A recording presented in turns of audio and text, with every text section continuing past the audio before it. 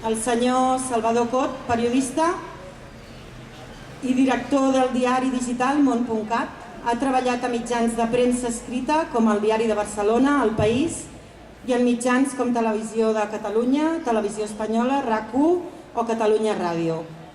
Entre el 2010 i el 2015 va dirigir el diari Nació Digital.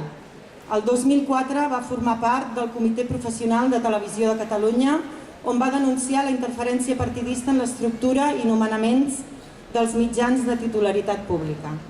Avui el tenim aquí entre nosaltres per parlar-nos sobre precedents unilaterals. Per favor, senyor Cot. Sí. Ara sí que em sentim. Hola, Unilateralitat, que és el concepte de moda en aquest moment del procés, i és el concepte de moda per raons òbvies, no? Perquè és que queda molt poca gent a la Colau a la manifestació. Vol dir que jo crec que queden pocs ja que tinguin aquesta confiança en un procés pactat.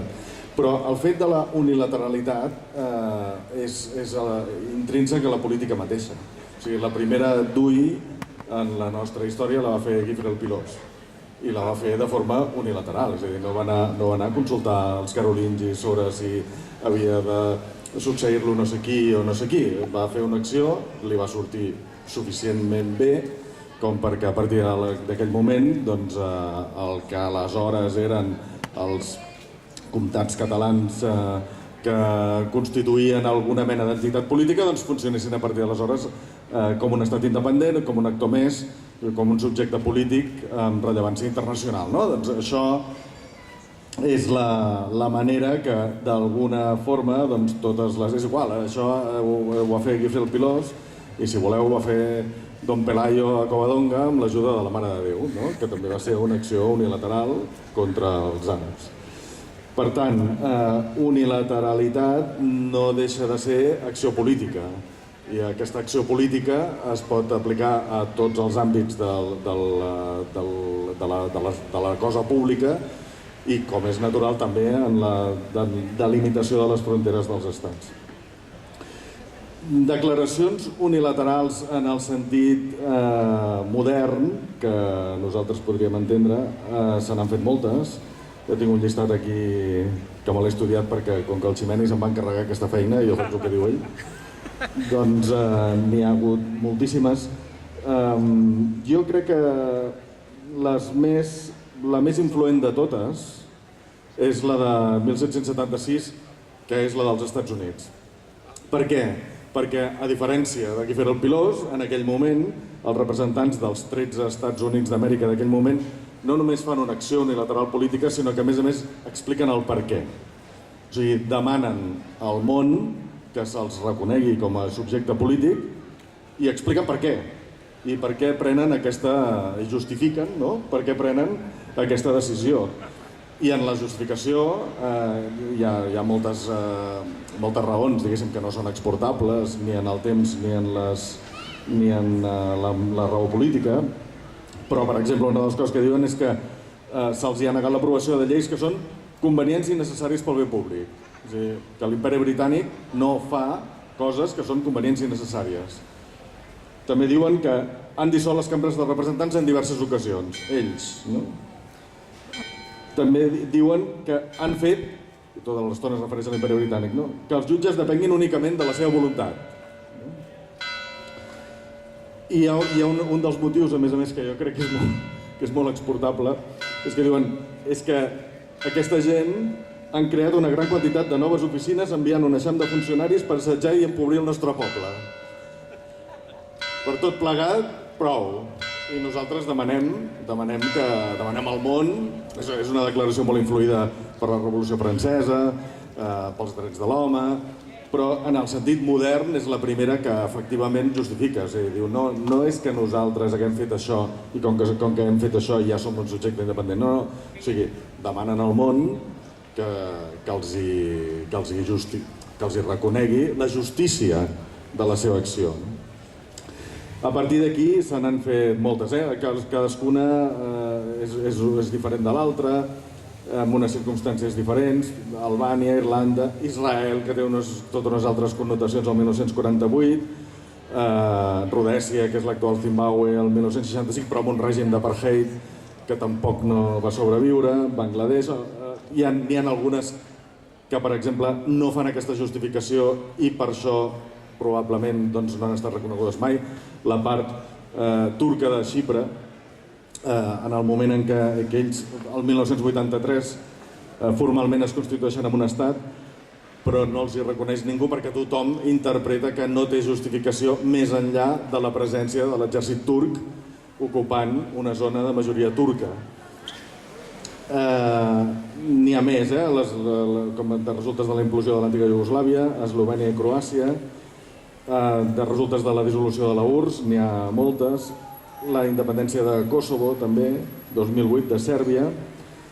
N'hi ha algunes altres que, si són reconegudes, és per la pura força d'algun exèrcit, com per exemple, tots recordareu Crimea el 2014, que es va fer un referèndum, però que tothom entén que aquesta acció era tutelada, o sigui, no tenia més justificació que la força de l'exèrcit rus.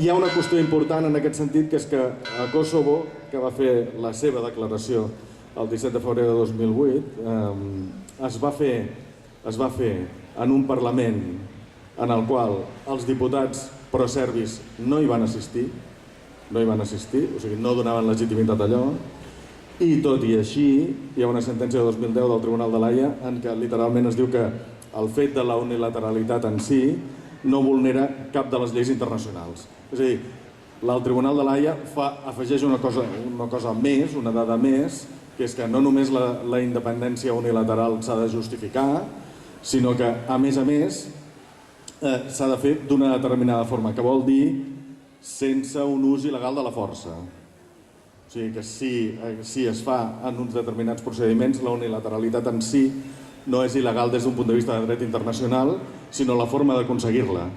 I això és el que, per exemple, crea dubtes en el cas, posem per cas, de Crimea, o en el cas de Xipre, la part turca de Xipre, que crea dubtes perquè efectivament hi ha un ús de la força que no està justificat. És a dir, ni es justifica per si mateixa l'acció, sinó que, a més, hi ha una utilització evident de la força que no deixa que aquest reconeixement es pugui atorgar de forma fàcil o de forma convenient des d'un punt de vista democràtic.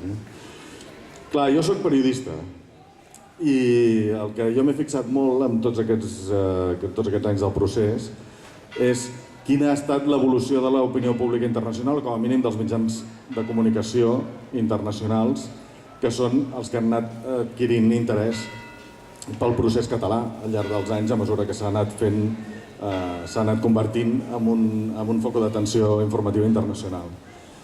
I és veritat, i tornant a la declaració dels Estats Units, és veritat que els catalans, durant tot aquest temps, hem fet un esforç de justificació de les nostres raons.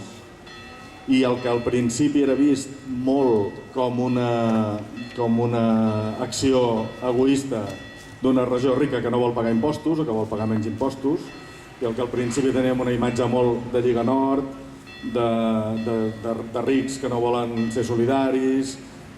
Això, amb el temps, és una imatge, a més, que s'ha fomentat molt des d'Espanya, no és gratuïta, però també és veritat que des del catalanisme polític, des de l'independentisme, s'ha utilitzat molt l'argument econòmic, perquè és un bon argument intern per la societat catalana. És a dir, si nosaltres ens aniria millor sense aquesta solidaritat obligada, excessiva, desproporcionada.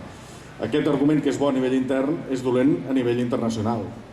I que si nosaltres el que volem és pagar menys impostos o que els nostres impostos es gastin d'una altra manera, això en si mateix no justifica plenament una independència. I això és el que al principi, el focus dels mitjans de comunicació internacionals, cadascú des de la seva cultura política, no és el mateix els anglosaxons que els francòfons o que els orientals, no és el mateix. Però tot i així, això que al principi era vist així, a hores d'ara ja no és vist així. A hores d'ara, i sobretot des de l'exemple escocès, no hi ha des dels mitjans de comunicació internacional aquesta pressió. O sigui, la pressió és una mica la inversa. Per dir-ho així, i amb totes les salvetats que s'hagin de fer en cada cas, d'alguna manera l'opinió pública internacional, europea, els mitjans de comunicació, el que voldrien és que efectivament féssim un referèndum i el perdéssim. El que voldrien és això, perquè els hi sembla la millor manera de solucionar el conflicte polític. És a dir, el que els hi diuen, editorials, columnistes, cada vegada que es posa d'actualitat a la qüestió catalana, el que venen a dir-li a l'estat espanyol és feu el referèndum i guanyeu-lo. Teniu un estat, deveu tenir arguments, si es queixen dels trens, doncs poseu-los-hi trens i feu el que sigui i no emprenyeu. I ja està, i quedarà solucionat el tema d'aquesta manera. La immensa avantatge que tenim nosaltres és que jo crec que l'estat espanyol aquesta oferta no pot fer-la, ni que vulgui, perquè el règim del 78 no és reformable. I ara ens n'adonem amb aquest bloqueig que jo crec que derivarà cap a unes terceres eleccions. Les elits de Madrid, o sigui, les empreses de l'IBEX, que al capdavall són les que manen, són massa dependents del BOE, perquè viuen del BOE, i aquest BOE necessita els calés que bombeja, del drenatge de calés que venen des d'aquí. I això és una acció, no només això, sinó que políticament és imaginable que el PSOE pugui fer alguna mena de reconeixement de tipus simbòlic nacional, i també és imaginable que el PP pugui donar, entre cometes, alguna més de calés, m'estic referint a la tercera via, però no és imaginable ni que el PP faci algun reconeixement simbòlic, polític, nacional, i tampoc és imaginable que el PSOE solucioni el tema del dèficit fiscal, entre altres coses perquè al PSOE hi ha una senyora a Andalusia que es presenta a ella mateixa com a la garantia de que això no passarà. Total, resumint-ho, és a dir, la unilateralitat és política, a nivell internacional nosaltres no ens espera ningú, però tampoc no tenim mal encarat el discurs, i el resultat final, al capdavall, com sempre, dependrà no només de què fem, sinó de com ho fem i, sobretot, de com ho justifiquem i com ens presentem davant del món. Però jo crec que en aquest sentit les coses, això és el lema de la manifestació, és a punt, les coses no sé si estan a punt, però home, bastant bé. Jo no sé de quants de vosaltres éreu independentistes des de sempre, però jo que sí, les coses van molt ràpides. Parlem més tard. Moltes gràcies, un aplaudiment. Moltes gràcies, senyor Tot. Ja m'han fet arribar algunes preguntes i molt interessants, per tant agrairia que continuéssiu escrivint i demanant papers per participar. A continuació parlarà la senyora Lis Castro, molt coneguda i apreciada, escriptora i editora, treballadora incansable per la independència, membre del secretariat de l'Assemblea Nacional Catalana. La senyora Lis Castro ens parlarà d'unilateralitats ciutadanes, com cadascú de nosaltres aportem el nostre granet de sorra a la independència, com des de la nostra pràctica diària ja estem desconnectant del Regne d'Espanya. Endavant, Lis. Una cosa, si us voleu aixecar, voleu faristol, esteu còmodes? Sí? Doncs endavant. Merci. Seguiré l'exemple del Salvador, està superbé així sentadeta en l'ombra i tal. Parlar d'unilateralitat ciutadana a Arenys de Munt és una mica com... Tenim una expressió en anglès que és portar carbó a Newcastle, que és un lloc de miners i de carbó. Potser a la catalana seria portar castells a Valls o a Vilafranca. Doncs portar unilateralitat ciutadana a Arenys de Munt és una mica així, perquè aquí, evidentment, va començar una cosa molt important. Ho veu començar vosaltres, ho veu començar, veu fer un punt en tot aquest progrés, i això és d'això que us vull parlar una mica, perquè clar, el que veu fer aquí, la consulta d'ara fa 7 anys, no ho veu fer amb el permís de ningú, que és el que vol dir la unilateralitat. Unilateralitat vol dir que nosaltres anem a tirar endavant tant com si tenim permís de les institucions o del govern o de qui sigui, com si no tenim aquest permís. El permís, això que vol dir la unilateralitat. Potser en tenim aquest permís, o potser no, però és igual, perquè per fer canvis en el món, per canviar el món, per buscar aquest món nou que volem tenir, no hem de demanar permís, hem de dir, doncs volem que sigui així. I si arrepleguem prou gent que pensem com nosaltres en aquesta visió que tenim, que com volem que sigui, doncs tirem endavant, ja està bé. Això també se'n diu democràcia. I no necessàriament ha de néixer dins del govern o dins de les institucions o en algun lloc on hi ha permís damunt. La gent podem dir, doncs, aviam, volem que hi hagi un canvi, com volem que sigui, i ens organitzem i tirem endavant amb això. Arenys de Munt no va ser exactament el començament, encara que va ser una cosa superimportant, perquè d'on va venir Arenys de Munt? Jo he estat fent un llibre que es diu Molts granets de sorra, que parla de totes aquestes iniciatives que s'han fet, no totes, perquè hi ha hagut moltes, per guanyar la independència. I Arenys de Munt, vaig descobrir, la consulta va venir d'una conversa que es va tenir a Brussel·les. A Brussel·les, a la marxa, als 10.000 a Brussel·les, que va passar el 7 de març del 2009, uns 7 o 8 mesos abans de la consulta, que estava caminant una gent per allà i deien, aviam, estem aquí, hi ha molt moviment, hi ha molta gent que ha viatjat 1.300 quilòmetres cap a Brussel·les per demanar, per reivindicar un estat català, i ara com ho tirem endavant? Clar, Brussel·les, però, d'on va venir? Això és un altre granet, no? Brussel·les va venir d'un blog, que era una iniciativa entre 7 persones de diferents partits que, frustrats al final del 2008, van dir com pot ser que els polítics, amb tot això del renou de l'Estatut, us en recordeu de l'Estatut? Com pot ser que no estan fent la feina que volem que facin? I com és que no tenim un lloc on parlar tots nosaltres? I aprofitant de les xarxes socials, dels blogs, d'aquesta nova manera de comunicar-nos entre tots, van dir que hauríem de fer un lloc on molta gent de diferents gustos, de diferents colors polítics poguessin parlar.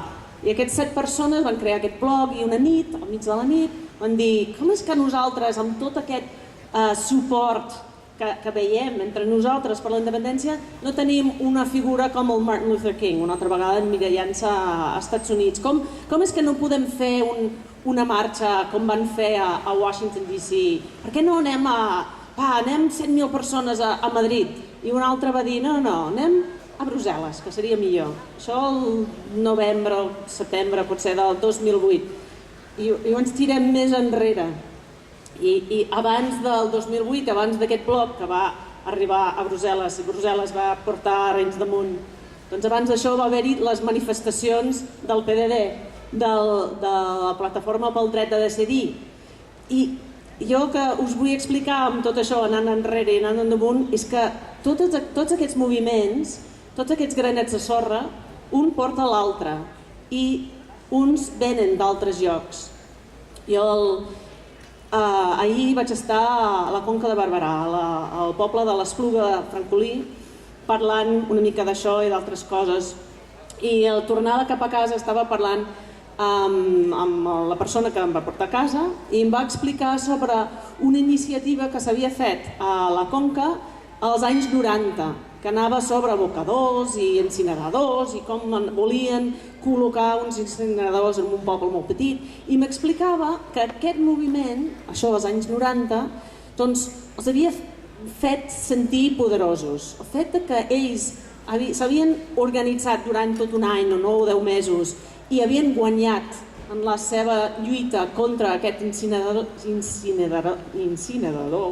difícil de dir-ho, els va ajudar a pensar que aquest moviment, que organitzar-se entre si, que aquesta unilateralitat ciutadana podria funcionar. Es van sentir empoderats. I d'aquí a mi em va explicar que venia una part de la força per organitzar-se per les consultes que van venir després d'Arenys. i va venir també per organitzar-se per totes les manifestacions organitzades per l'Assemblea a partir del 2012. És a dir, una altra vegada veiem que tot està interconnectat i les coses que fa la gent, tenen una idea, tenir una idea és fàcil, executar la idea és molt difícil, però aquí jo tinc la sensació, i no sé si és per la tradició d'associacionisme, si és la tradició de la cultura popular, la manera en què la gent es presta per ajudar a fer coses, no per sempre guanyar alguna cosa, sinó per contribuir a la cultura d'aquest poble. I estic parlant de castells i de grallers i de capgrossos i de bastoners i de totes aquestes coses que tenim, en què no només hi ha la gent que puja al castell o que toca el gralla o totes aquestes coses, sinó hi ha la gent que munta els autobusos, que apunten la gent als sopars després, que organitzen les recollides de sang, o que reparteixen la música pel poble que canta, per exemple, o que fan totes aquestes coses de l'estructura en totes aquestes associacions que tenim a Catalunya, i això dona base a que en algun moment, quan volem fer una d'aquestes accions a favor del canvi que volem veure, hi hagi aquesta estructura i també aquesta tradició de fer coses i d'executar aquestes idees, de fer realitat aquestes idees. Llavors, tirem endavant una mica d'Arenys. Després d'Arenys van venir totes les altres consultes, perquè Arenys de Munt no va ser només el que va passar, evidentment, en aquest poble, sinó el fet que van sortir dues coses molt importants d'Arenys de Munt. Van sortir tota la gent que va venir aquí per veure-ho. A mi m'hauria agradat, però ho vaig veure des dels Estats Units, però molta gent va venir aquí, va veure tota aquesta riera plena de gent, i tota la gent votant, i tota la gent interessada, i tota la gent dient «Oh, sí que podem fer alguna cosa». No només és una idea d'uns quants, no només és el legat de totes aquestes accions d'abans, sinó que realment es pot fer alguna cosa, i això surt a les notícies internacionals, vol sortir al New York Times, la consulta d'Arenys de Munt, gràcies a Ciudadanos, gràcies també a Farage, que ens va ajudar a fer aquest, i també a les Corts espanyoles. I que llavors aquestes dues coses que van sortir d'Arenys de Munt, és a dir, el legat d'Arenys, són totes les consultes en tots els altres pobles, més de 500 pobles arreu de Catalunya, més de 800.000 vots, i també l'estructura que va sorgir d'això, que igual té una part, té una base en tot aquest associacionisme que hem mencionat abans, però també en Arenys de Munt, justament, en el poder fer aquest canvi, perquè si les institucions no les estan fent, si estem esperant un permís d'alguna altra gent i no ens arriba, doncs nosaltres tindrem una idea i nosaltres la posarem en pràctica. I l'altra cosa que va sortir molt important d'Arenys i de les consultes va ser l'assemblea mateixa. M'expliquen que aquell dia, 13 de setembre de 2009, 4 persones es van trobar aquí al mig de la riera i van dir, una altra vegada una mica com a Brussel·les, van dir com podem aprofitar, com podem utilitzar tota aquesta energia, com podem treure tot el suc d'això. Hauríem de tenir alguna organització i es van idear l'Assemblea Nacional Catalana, que després, evidentment, va fer totes les manifestacions i tal. Llavors, vull posar molt èmfasis en totes les diferents coses i com és molt difícil saber quina serà la cosa clau, quina serà la cosa molt important. En aquest llibre que estic fent parlo del centenari, el 2008, de l'estelada. Aquí tenim una estelada penjada, no sé si suposo que hi haurà una també davant de l'Ajuntament, potser hi ha alguna a l'entrada del poble. Però això, el 2008, no existia. De fet, era una cosa inèdita, que hi haguessin estelades per tot arreu. I això va venir de dues persones, l'Oriol Falguera i Joan Marc Passada, que van dir aviam, el 1908 va començar va ser la primera estelada, i el 68 la primera estelada vermella. I van voler fer tota una sèrie de conferències explicant la història de l'estelada i d'on venia i com es va fer i per què es va fer, etc. I la primera trobada sobre l'estelada és divertit llegir l'article al VilaWeb perquè parla de l'historiador Oriol Junqueras, de l'economista Ramon Tremosa, del notari Alfons López Tena, em sembla que també de l'economista Elisenda Palusia. I clar, tota aquesta gent érem gent com nosaltres, gent de carrer, que vam tenir una idea i que podem posar-la en pràctica. Aquell estiu, després de pujar l'estelada a moltes muntanyes i de trucar a molts ajuntaments, van aconseguir el gran èxit de poder penjar l'estelada per primera vegada als ajuntaments. I va ser molt difícil, la gent, com podem tenir una estelada a un ajuntament? I clar, ara avui això és una cosa normalíssima, que tenim estelades penjades per tot arreu. I això d'una iniciativa de dues persones que deien, hauríem de fer això. Això m'encanta. Hi ha molts exemples d'aquestes coses que venen de persones com tu, com jo, com tota la gent d'aquesta plaça, com el Ximenis, com el Bilbeny, com tota la gent dels altres pobles que diem aviam, com podem canviar el nostre món? Quins canvis volem que hi hagi? I no esperar a tenir cap permís de ningú, de fer aquests canvis de manera unilateral, perquè és l'única manera de fer aquests canvis. No podem esperar a que ningú ens digui sí, pots fer-ho, perquè clar, això és un paradoxa. Com podem esperar a fer un canvi esperant el permís de la gent que no vol que canviem? No té sentit.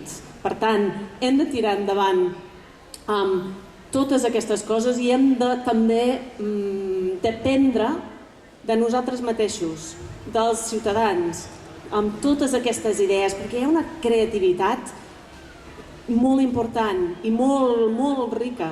I no sé si ve de l'associacionisme, no sé si perquè sou increïblement especials o senzillament perquè heu decidit que ara és el moment. Hi ha una cita del Jordi Bilbeny que diu que m'agrada molt, que diu que no podem decidir com morirem, però sí que podem decidir com viurem amb dignitat.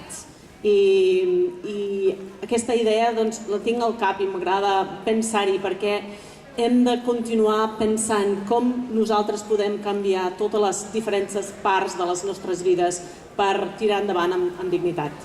Moltes gràcies. Moltes gràcies, senyora Alice Castro. Apuntar-se i participar a la Diada també és una acció unilateral, no? Sí? I tant, sí, i hauria d'haver demanat que espero que tots estigueu apuntats per participar a la manifestació de l'11 d'aquí una setmana. És molt important no només que hi aneu, però també que us hi apunteu perquè una altra vegada podem demostrar tant a l'Estat...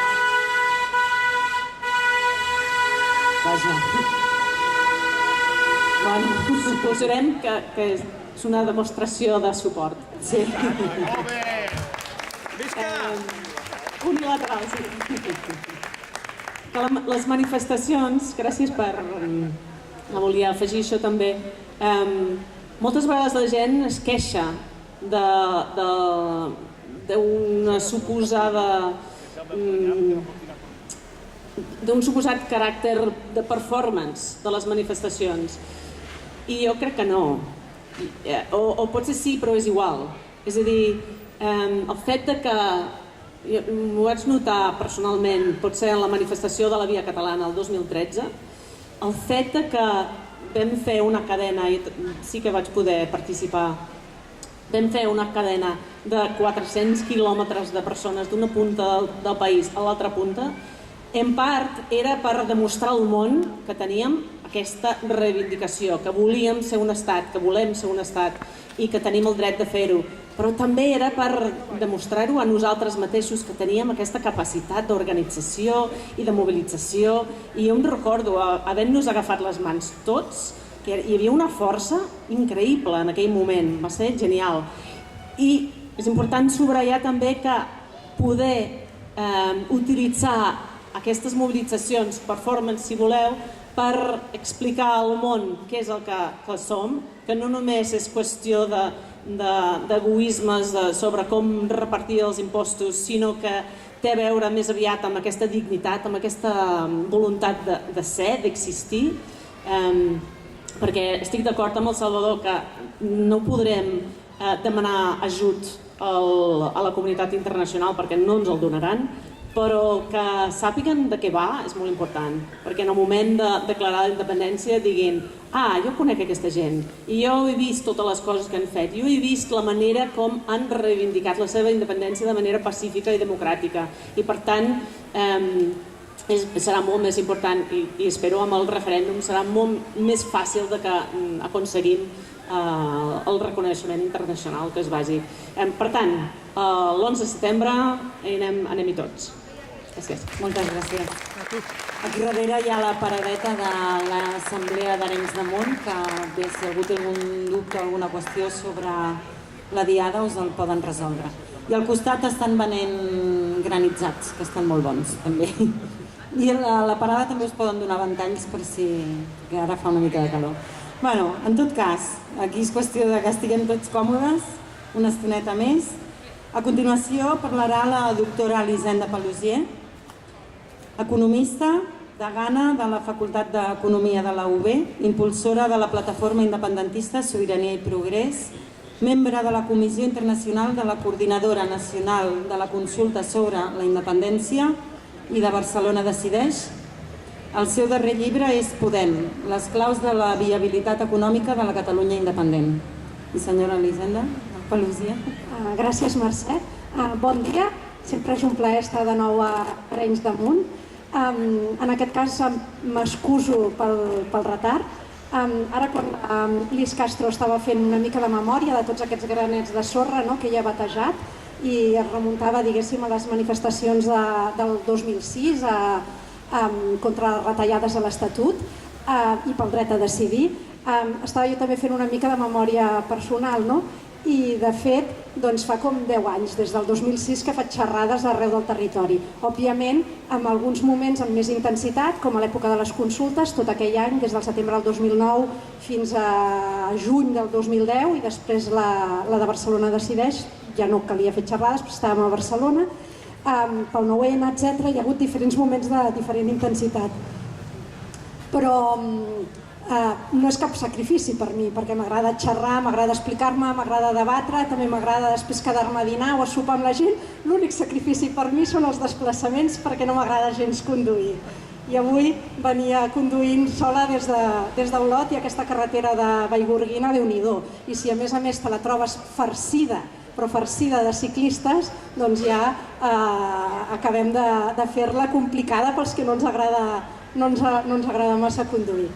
Bé, en qualsevol cas, remuntant-me també una mica a aquest històric i situant-me el 13 de setembre del 2009, aquí a Arenys de Munt, jo estava participant com a membre de la Junta Avaladora de la consulta, aquella mena de junta electoral que vam fer, que hi havia des de l'Alfons López Tena, l'Oriol Bertran, l'Oriol Junqueras, jo mateixa i també gent d'aquí del poble, el jutge de pau del poble.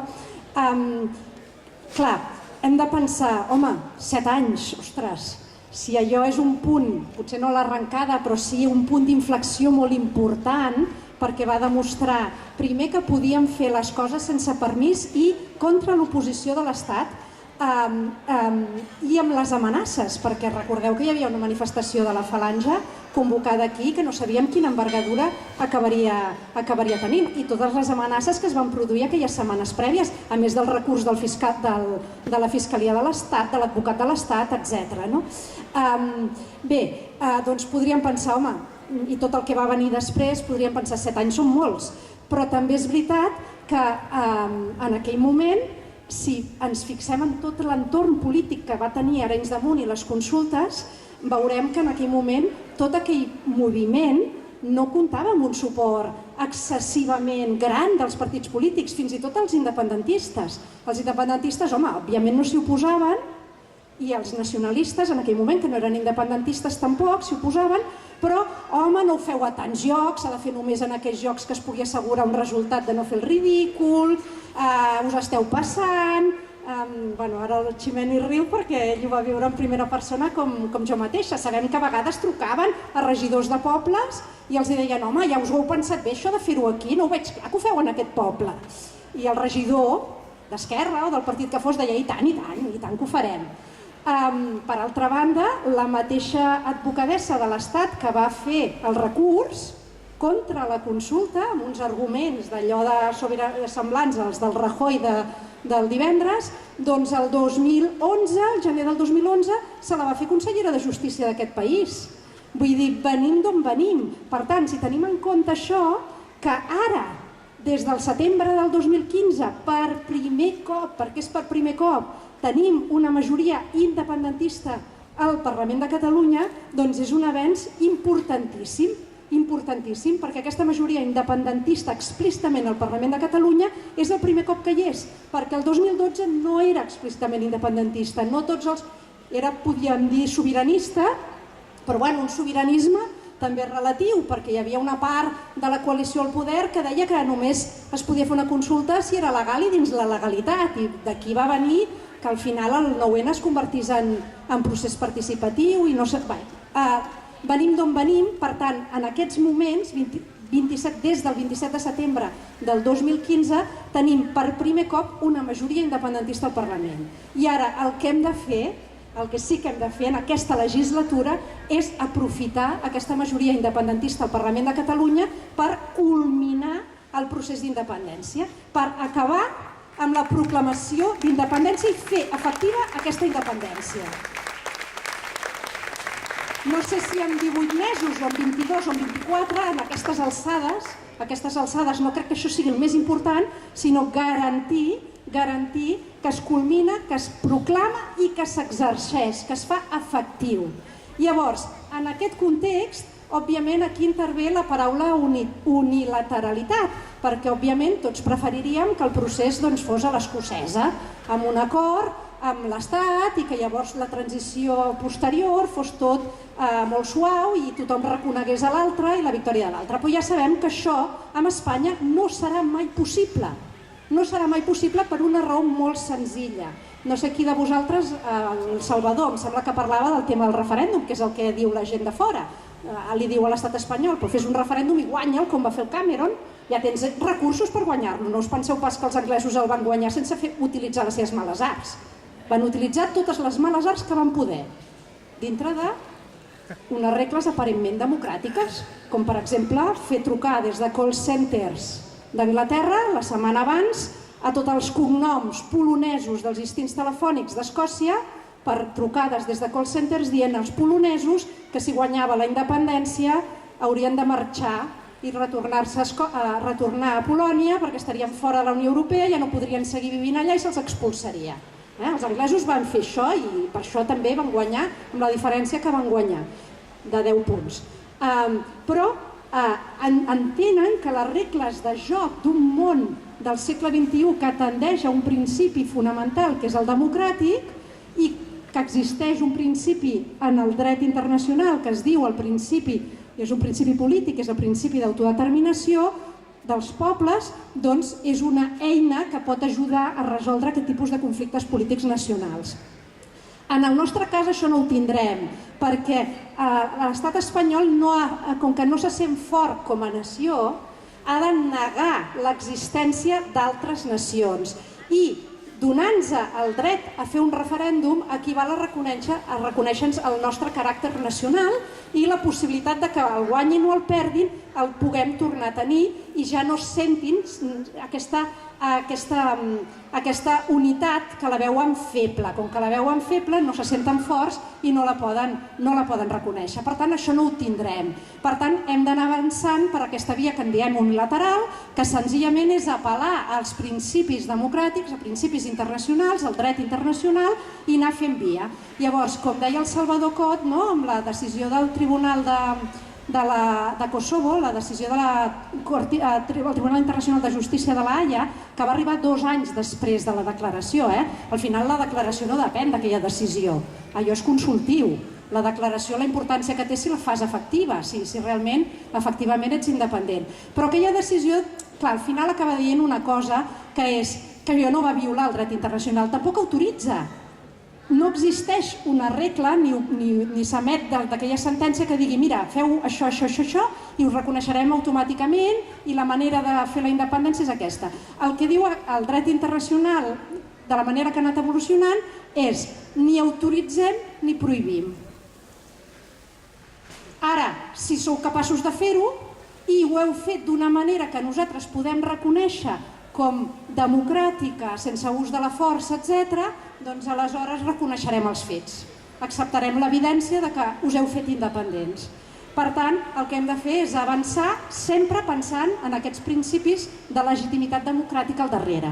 Llavors, aquí, després del 27 de setembre i el resultat del 27 de setembre és el que alguns, i l'ANC també, perquè ho va consultar els seus socis internament, pensem que per acabar de reforçar aquesta legitimitat democràtica hi ha un punt de feblesa interna i és que si presentem una declaració d'independència al Parlament, com quan vam presentar la declaració d'inici del procés del 9-N del 2015, doncs ens podran retreure, atès que Catalunya sí que es pot ja ha demostrat que no vol votar a una declaració d'independència a favor, que votarà en contra, doncs ens podran retreure, perquè diuen que tenen independentistes però també tenen federalistes i també tenen altra gent a dintre i per tant no votaran a favor d'això, doncs ens podran retreure que els vots dels diputats que votin en contra representaran el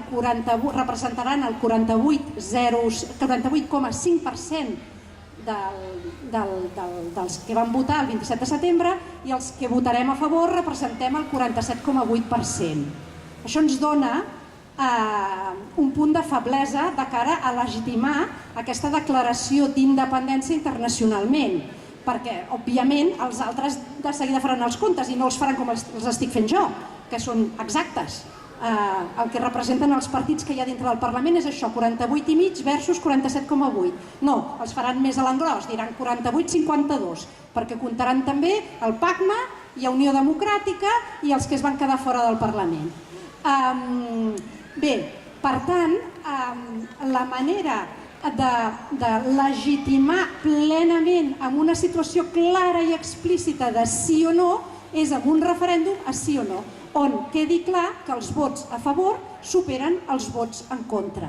I per això hem proposat que tot es pot fer tal com està previst, es pot avançar amb les lleis de desconnexió, s'ha d'aprovar una llei de transitorietat jurídica que expliqui exactament com es garanteix la seguretat jurídica i el traspàs d'una legalitat a l'altra, quin serà el nou règim legal que entraria en vigor si guanyés el sí a la independència, que reguli també el procés electoral, ja no des de la llei electoral espanyola, sinó des de lleis de les que ens dotem nosaltres en el Parlament, i en virtut d'aquesta legalitat que aprovem, això sí, amb els vots de majoria d'escons que tenim al Parlament, assegurem aquesta legitimitat plena amb un referèndum posterior a l'aprovació d'aquestes lleis. I per altra banda, a part del tema aquest internacional, que també volia recalcar i vaig escriure un post al blog, que el podeu trobar al meu Twitter o a Facebook o buscant a Google Elisenda Paluzie WordPress,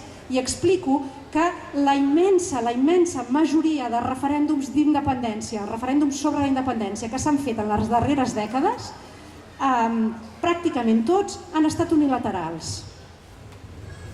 Em sembla que tots excepte dos, que són el de Montenegro i el d'Escòcia, un que es va perdre i un que es va guanyar.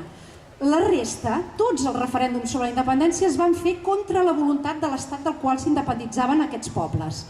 En el cas de les Bàltiques, en el cas de totes les exrepúbliques soviètiques, en el cas dels pobles de l'ex-Iugoslàvia, tots els que van fer referèndum va ser unilateral.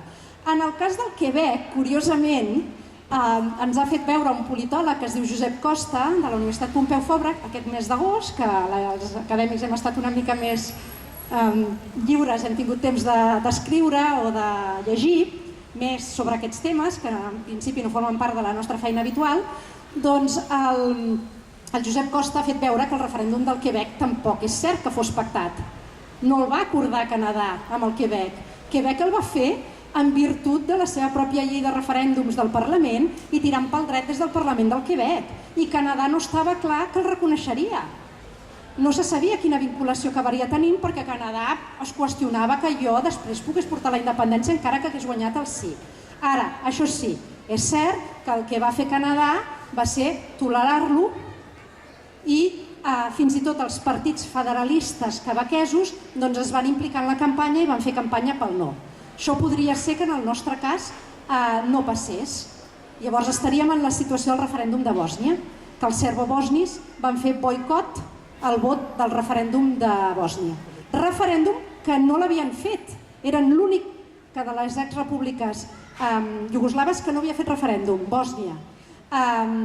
I el van haver de fer perquè un comitè d'arbitratge que va posar la Comissió Europea dels 12, un comitè d'arbitratge que estava format per 5 presidents de tribunals constitucionals, inclòs l'espanyol, van fer una cosa que en deien les guidelines de reconeixement, que eren els criteris per reconèixer els països que s'independitzessin de la Unió Soviètica i de Iugoslàvia. I una de les coses que van fer cada vegada que anaven a